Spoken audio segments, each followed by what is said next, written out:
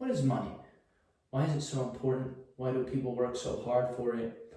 Why do we have political turmoil over it? Why do some people say it's not important? And most importantly, what are all the misconceptions about money? I think the way to look at this, which might be obvious, is money is simply value.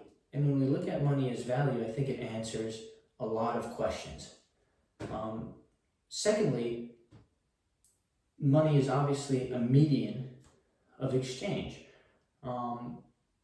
between where in the past we used to use trade, such as tea in exchange for spices or apples in exchange for oranges, so on and so forth. So let's start at a very basic level, at a primitive level. You could say is if your life is full of value, then I think it's true that money is not important because you don't need to add value. That's why I think people have values, for example. I think that's literally why we call it that. I think you can be very happy,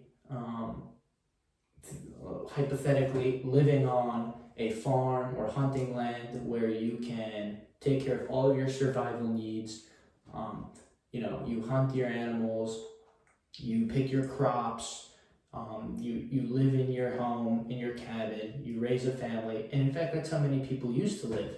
Like I said, people would maybe call that primitive, but I think you can certainly be very happy mastering the skills of survival and living in that sort of fashion. However, many people don't want to do that. I think that there's a negative connotation with that. But what's more interesting, in my opinion, is the fact that, at least in the US and in many countries, it's almost impossible to live like that. It's impossible to live for free in a world where all the other animals live for free. What do I mean? You can't get land without taxes. You can't have a property without taxes. You can't hunt whenever you want. You have to have a license to hunt. You can't even fish in a lot of places. You need a fishing license. You can't even go to the bathroom in public, as in, not in public, but you know what I mean. You can't even go to the bathroom at a tree. That's technically illegal, whereas all the other animals do it. Now, like I said, this might be perceived as a primitive thing, but it's interesting that there's already a control on our natural instincts as a human, or, as in our animal instincts in a sense. Now, of course, we live in a society, and some of our best inventions have been moving away from living like that, and, hygiene and living in communities and living in large amounts of people, and now on a global level. And it's interesting that we can't do this through all these regulations and rules. However, I do think there definitely do need to be regulations. If we bought houses that break down in 2 days, then, they might be a lot cheaper, but we'd be sort of scamming a lot of people. This is sort of a basic example, but the point is, for society to function, we probably do need some level of regulation.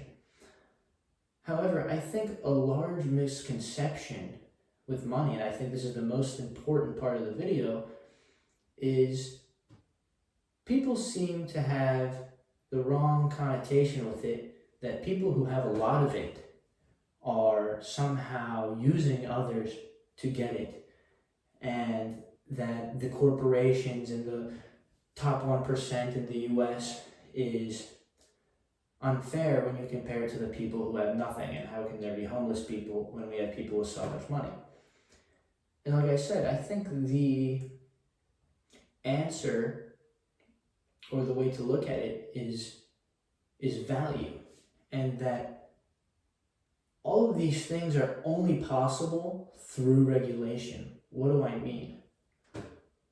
If you, in a free market, create value, there's no way to gain more money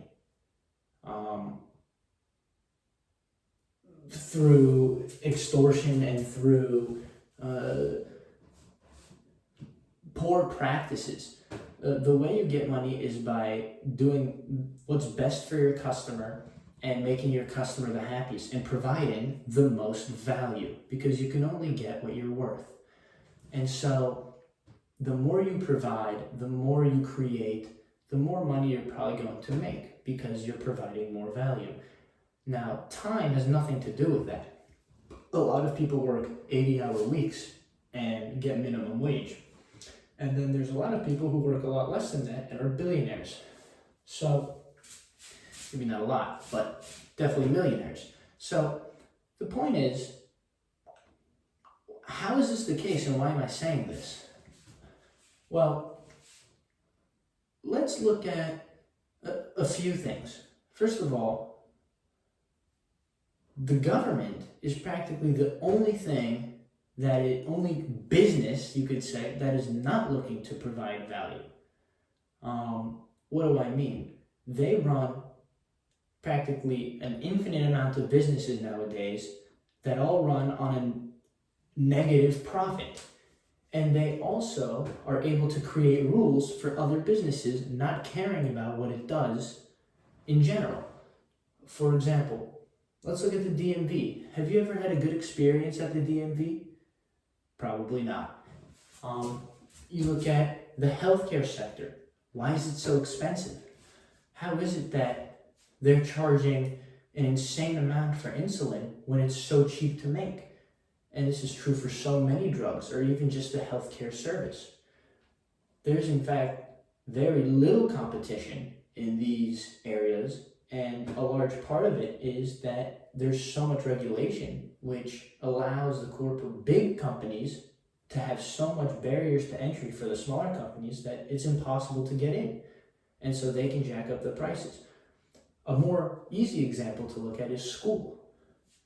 Not many people know this, but private school on average is actually a lot cheaper than public school. And it actually makes sense if you think about it. What is the goal of a private school? It's to create as much value as possible for the student and for the parents. Whereas a public school, if you're zoned for the public school, that's where you're going. You got no choice. And so what do you think that encourages? Where is the incentive? We can give the teachers as much money as we want, but that's not going to solve the problem of creating value for students, because if they're guaranteed customers, no matter what, there's no incentive to create a good product. And so imagine how you have no choice in that. That to me is exactly how government runs.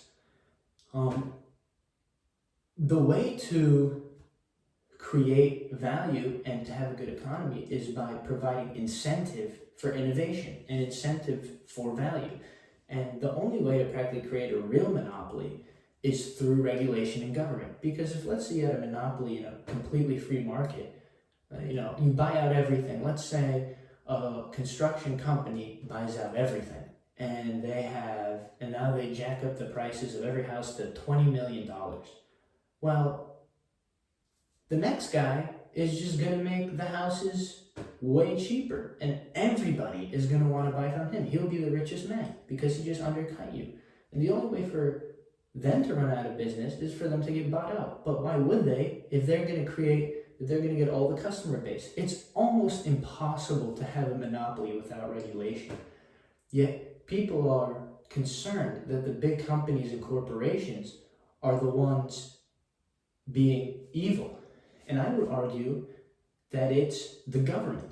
Because like I said, the value doesn't go there if the people don't want it to. And the only way it goes there against the people's interest is through creating rules that force it there and make it hard for others to compete. Ultimately, competition is the best thing in economies. Another point is that the government is going to be practically the worst at solving any issues. Like I said, just look at the DMV. But a more interesting thing is how throwing money at problems doesn't solve the solution. There seems to be a big notion that taking value or money away from the rich and giving it to the poor per se, sort of a Robin Hood approach, is going to solve our problems. But let's look at California. They've just spent an exorbitant amount in the last few years trying to solve the homeless problem. They've spent billions upon billions. Now, I don't know the exact number, but it's something around that if every single one of them got an equal amount of money, every single homeless person got an equal amount of money on what they spent, they would all have $200,000, something around that. It's between 150 and 200,000. I don't remember exactly, but practically all of them would be in the top 1% with that amount of money. Yeah, you know what happened? They doubled the homeless population. So that shows you about how well the government is able to solve problems. But the other thing is, especially in government, if you're going to be hired to solve a problem, you can almost guarantee it's going to get worse. Why is that? It's sort of paradoxical. Well, if you're going to solve the problem you're getting paid to solve, you're going to be out of a job really fast once you solve it. And so I think this is where it's very interesting, and I think the reason actually that there's maybe such a disparity and it keeps getting bigger should be blamed on government interest and regulation, whereas we seem to be blaming it on the people who are trying to create the most value for their work. And to bring it all back to a very personal level, I think it's unfair to blame a billionaire for trying to get the most out of everything and trying to get the cheapest labor. You know, of course, as long as they're not hurting anybody or doing anything, you know, against somebody's will, I don't think it's fair to say that they're doing the wrong thing for trying to get the most out of their dollars that they're putting into the business. Because nobody, no matter how poor on a personal level, would ever want to give someone more for something they can give less. What do I mean? There's a price at a store. You're not going to be like, oh, I want to pay more for it. No, in fact, you probably want to pay less. Everyone's looking for a discount. Everybody's looking for how can they get the best price. How can they get something here, something there? Some people don't even pay their bills because, you know, they don't care, and so on and so forth. So on a personal level, no one would ever argue that they should just pay more because, you know, that's how the company feels. The company feels that you should pay more for the product. No, in fact, you always want to pay less. So when a person wants to get the most bang for their buck, in which their money, by the way, goes to all the people that are working,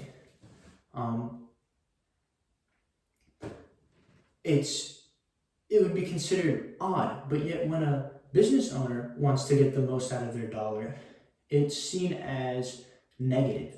And I think that's a very misconstrued way of thinking. And once again, I think it can all be easily solved through the idea of seeing money as value. And when you look at it that way, I think it answers a lot of questions. Now, I think there's a lot more topics to be covered with the idea of money. And, you know, all of these were covered very lightly, but I think there's a lot deeper topics to dive into where you can really see the dynamics of where money is going. And sort of my last question, which I don't know the answer to at all, but who calls the shots for everything that sort of happens in the world? Because we know that as a whole, there's no one person who does it all. And the people are also limited in what they can do. And so it's interesting when you follow the money, where is it really going and who really is making the decisions?